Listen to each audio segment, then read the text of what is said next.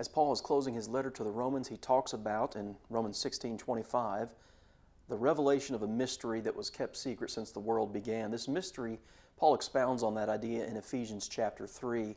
It's the idea of how both Jews and Gentiles would be reconciled to God through Christ in one body. And of course, that was accomplished by Jesus' death on the cross. It was a mystery in the past. It was something that was not revealed until it was revealed. Well, how was it revealed? Listen to this, Romans 16:26. But now is made manifest, and by the prophetic scriptures made known to all nations. Well, that's made known to all nations through the preaching of the gospel, something that Paul was involved with. According to the commandment of the everlasting God, listen to this, for obedience to the faith.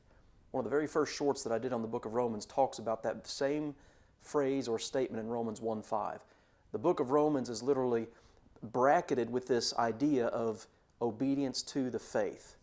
One of the main reasons that Paul wrote the book of Romans, obviously to address problems and offer inspired solutions for the church at Rome, but the overarching theme is to produce obedience of faith, obedience that comes out of faith. A lot of people scoff at that idea. No, there's nothing you can do to be saved. Christ did it all on the cross and you can't do anything. Well, that's just not correct. Christ accomplished His mission on the cross. But not everyone that says, Lord, Lord, shall enter the kingdom of heaven, but rather it's those who do the will of the Father who's in heaven. Matthew 7:21. That's why Paul wrote Romans, to produce an obedient faith in his audience.